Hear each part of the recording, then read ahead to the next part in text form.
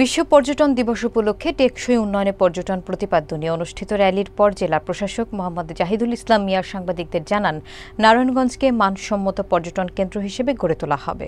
তিনি বলেন, ঐতিহ্যবাহী জামদানি শিল্প এবং মোঘল আমলের স্থাপনা পর্যটকদের জন্য আকর্ষণীয় করা হবে। বিস্তারিত থাকছে এস.এম. জহিরুল ইসলাম বিদ্যুতের প্রতিবেদনে। নারায়ণগঞ্জ জেলা প্রশাসক মোহাম্মদ জাহিদুল ইসলাম মিয়া জানান, জেলার পর্যটন সম্ভাবনা কাজে লাগিয়ে শহরটিকে পর্যটন নগরী হিসেবে গড়ে তোলা হচ্ছে। জেলার ঐতিহ্যবাহী জামদানি শাড়ি শিল্পকে মানসম্মত পর্যটন কেন্দ্রের সঙ্গে সংযুক্ত করার পরিকল্পনা রয়েছে, যাতে শিল্পীরা তাদের ন্যায্য মূল্য পান। জেলা প্রশাসক আরও উল্লেখ করেন, শহরের মোঘল আমলের বিভিন্ন স্থাপনা পর্যটকদের জন্য আকর্ষণীয় কেন্দ্র হিসেবে গড়ে তোলা হচ্ছে।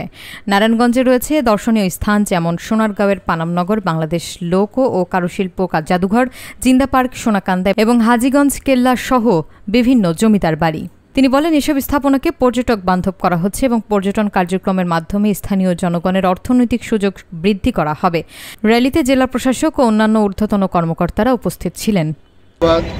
আজ 27 সেপ্টেম্বর বিশ্ব পর্যটন দিবস। পর্যটন কথাটি এখন আর শুধু ওয়ার্ডের মধ্যে সীমাবদ্ধ নয়, পর্যটন এখন হয়েছে একটি ইন্ডাস্ট্রির মতো। আজকে আমরা যদি তাকাই নেপাল, ভুটান বা সুইজারল্যান্ডের দিকে, সেখানে দেখব যে তারা এই পর্যটন সেক্টরকে একটা ইন্ডাস্ট্রিতে পরিণত করেছে এবং এই ইন্ডাস্ট্রির মাধ্যমে তারা প্রচুর অর্থ তাদের জাতীয় অর্থনীতিতে সেটি হচ্ছে অবদান রাখছে। আমরা বিশ্বাস করি যে আমাদের দেশেরও সেই জাতীয় অর্থনীতিতে অবদান রাখার মতো আমাদের সেই পর্যটন সমৃদ্ধ অনেক ইতিহাস রয়েছে।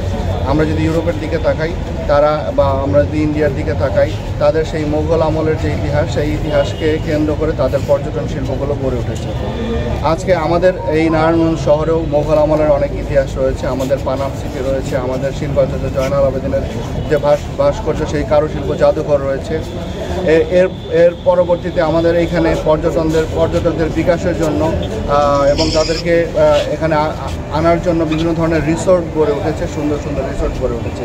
এছাড়া সবচেয়ে যে বড় একটি বিষয় যে লাঙ্গলবন্ধ, আপনারা জানেন যে এটা হচ্ছে পুণ্য স্নান হিন্দু ধর্মীয় বলিদের জন্য। সেখানে আমরা এটাকে এটি একটি শুধু ধর্মীয় উপাসনা স্থান নয়, এটিকে আমরা যেহেতু এখানে পৃথিবীর বিভিন্ন দেশ থেকে এই স্নান করার জন্য এই দেশে আসে, আমাদের এই লাঙ্গলবন্ধে আসে, সেই জন্য এটিকে আমরা একটা কর্মসূচি গ্রহণ করেছি, যাতে পর্যটনকে আরও বেশি সমৃদ্ধ করা যায়, বিকশিত করা যায়। এছাড়াও নারায়ণগঞ্জে আপনারা জানেন সেই প্রাচীন মুঘল আমল থেকে এটি প্রাচ্যের ড্যান্ডি। এখানে ব্যবসা বাণিজ্য এবং হুঁশিয়ারি শিল্প থেকে শুরু করে বিভিন্ন শিল্প কারখানা রয়েছে এবং বিভিন্ন ঐতিহ্যবাহী স্থাপনা রয়েছে। হাজীগঞ্জ দুর্গ থেকে শুরু করে আমরা যারা পর্যটন প্রিয়াস্য মানুষ আছেন তাদেরকে আমরা অনুরোধ করবো, আসুন আপনারা নারায়ণগঞ্জে ঘুরে যান, নারায়ণগঞ্জের পর্যটনে সমৃদ্ধ হন, বাংলাদেশকে সমৃদ্ধ করুন।